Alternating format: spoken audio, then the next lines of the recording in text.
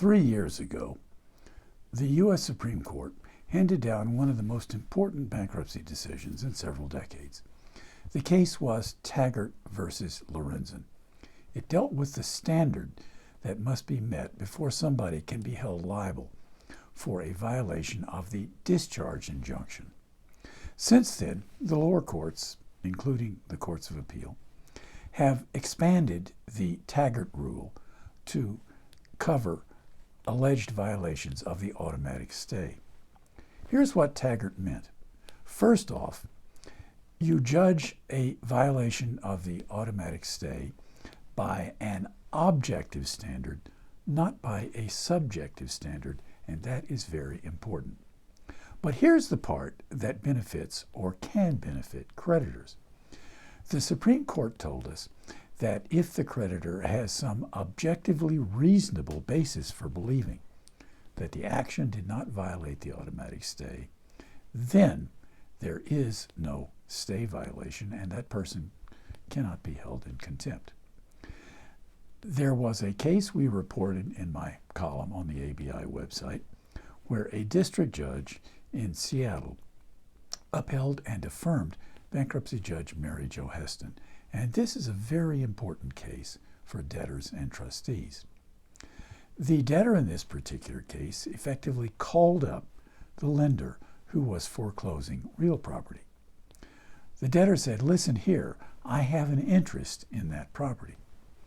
Well, the debtor's interest in that real property was not of record as yet. So clearly there was ambiguity about whether or not the debtor really had an interest in the real property. I guess what happened was, I'm not sure, but in any event, the lender went ahead and foreclosed.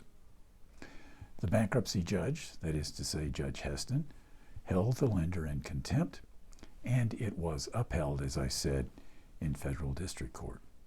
Here's what's important about that opinion. I believe, reading between the lines, this is what it means. If a debtor claims to have an interest in property, then someone cannot go ahead with a foreclosure action. You say to yourself, is that really fair? Shouldn't there be some recorded interest? But apparently, these two judges believe that if the debtor claims to have an interest, the creditor has got to stop. And then, I suppose, go and do some research and find out whether the debtor really has an interest in the real property or not. So as I said, I think what the case means is a creditor or a lender has initially got to take the debtor's word for whether or not there is an interest in property. But if the debtor goes ahead, basically believing or hoping that the debtor is a liar, well, that creditor will be held in contempt.